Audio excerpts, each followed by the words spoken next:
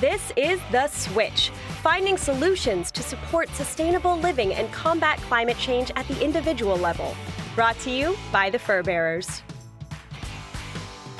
I'm Mike Howie, and I am here with Dr. Elisabeth Ormandy, Executive Director of Society for Humane Science, UBC professor, speaker, and zero waste enthusiast. Thanks for joining us, Elisabeth. You are so welcome. It's a pleasure.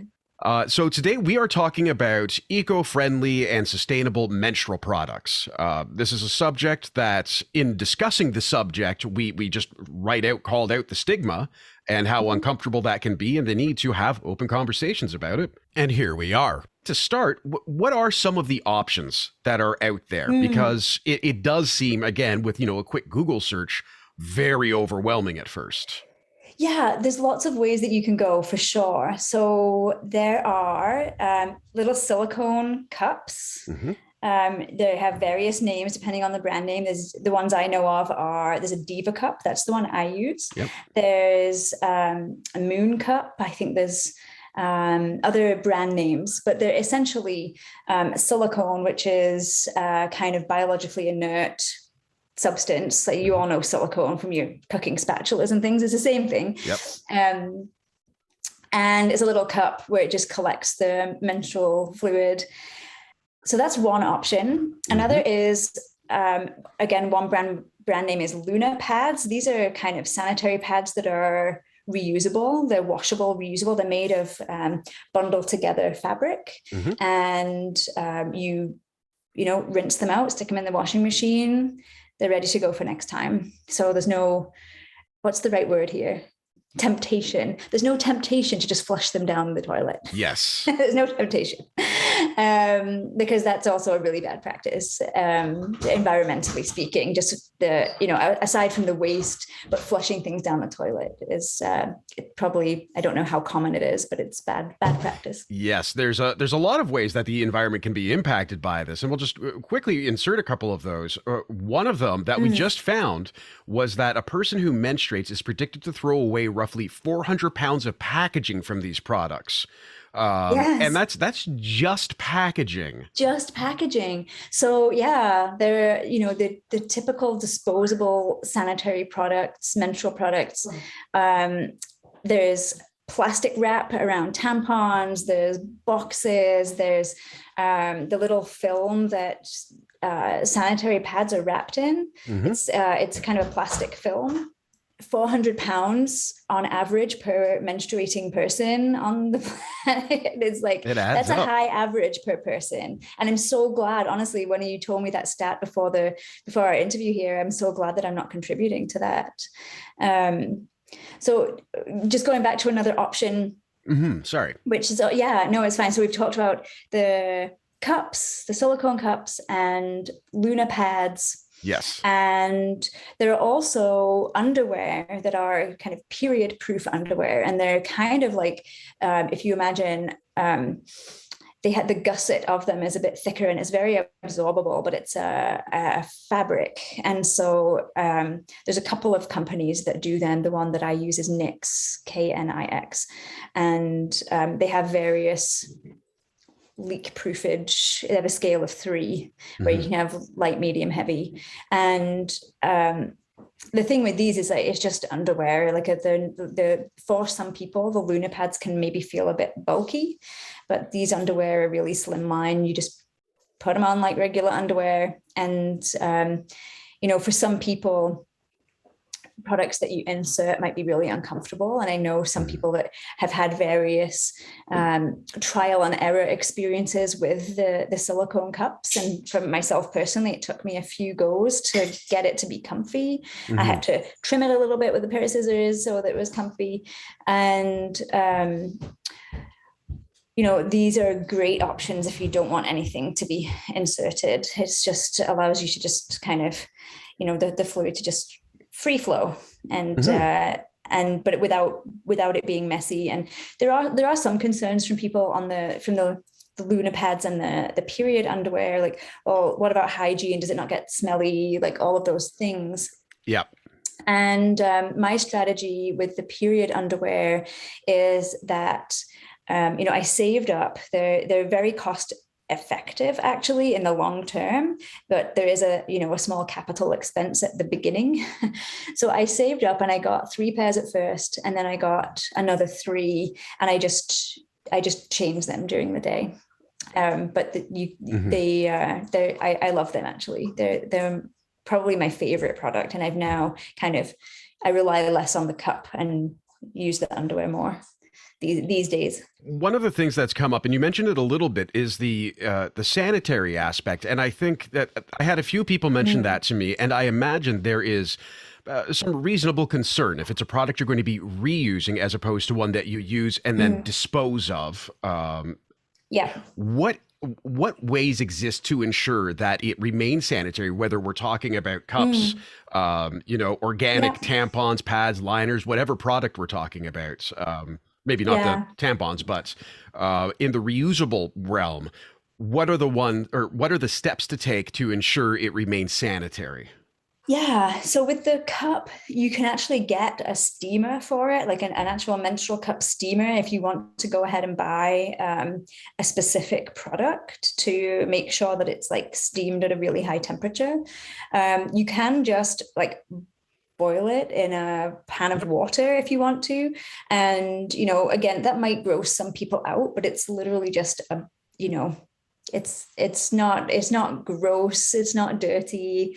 You rinse it under the tap first. It's not like you're putting a bloody thing in your saucepan, or you could have a separate vessel for cleaning your cup if you like.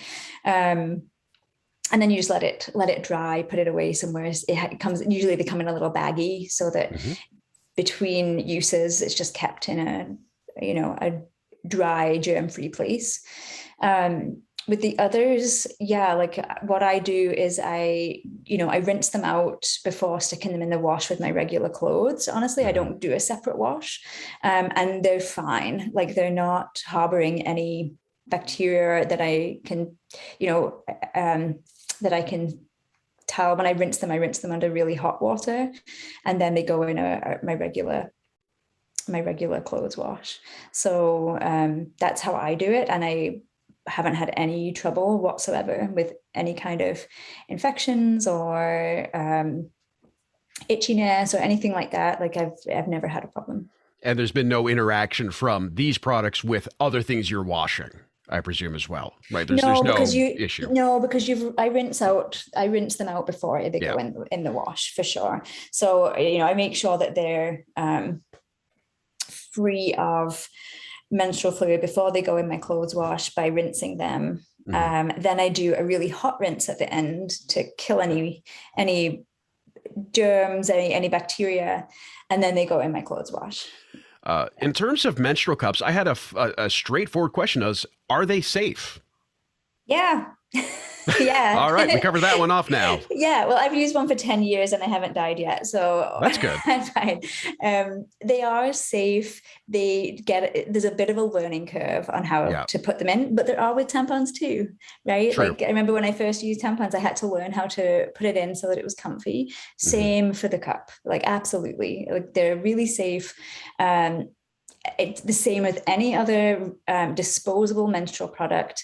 A lot of the safety is around your own personal hygiene and antiseptic techniques. Yeah. Wash your hands first before you handle it so that you're not introducing any kind of rogue bacteria from your hands into your precious bits, and you're good. But that's the same issue that you would have with tampons. So there's not really. Then I feel like they might even be safer because there's something called toxic shock syndrome that people can get from tampons that either are left in too long or have bacteria on them when they go in.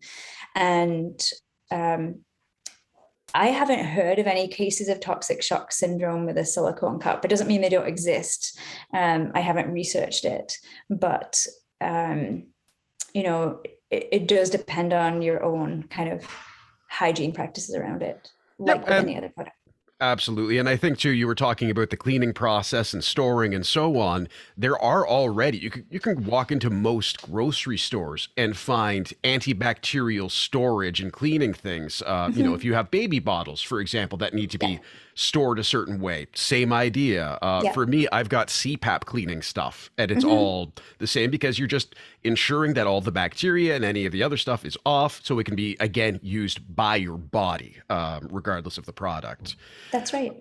Folks who want to learn more about this, is there, an easy way to go about it? Should they speak with a medical professional? I'm aware of menstrual coaches are a thing. What are your recommendations for learning more?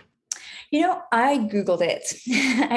I use good old Google, but if there are, I didn't know there were menstrual coaches. That's really interesting. I am confident that those folks would know the range of different products that are out there, and help you be able to choose a zero waste sustainable option that actually works for you. Like I said, the cups don't work for everybody. It does often depend on the way that your body's built. Yep.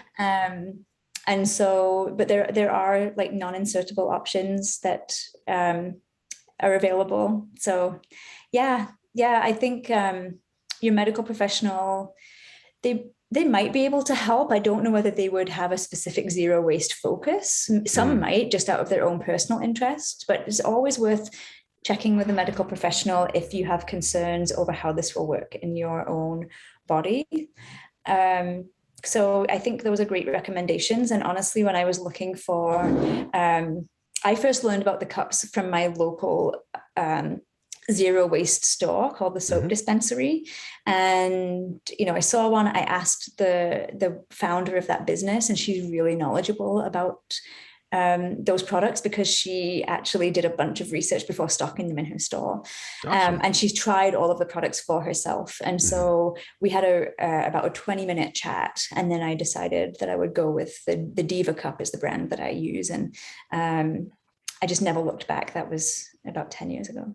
Amazing. So thank you so much for joining us, Dr. Ormandy. Anyone who wants to learn more about this, we will have links in the show notes to a couple of Instagram accounts and online resources. And if you want to learn more about Dr. Ormandy, you can check out her LinkedIn page, which is also linked in the show notes. Thank you so much for sharing your time with us on this, Dr. Ormandy. Thank you so much. It's been such a pleasure. Did we miss something in this episode? Let us know. Tag me or send me a DM on social or contact me via defenderradio.com and we may include your information in a revisit episode on this subject. Want to learn more about this week's episode and how your choices can benefit wildlife and their habitat? View the show notes in your app or visit defenderradio.com. To learn more about the fur bearers, visit thefurbearers.com or find them on Facebook, Twitter, and Instagram.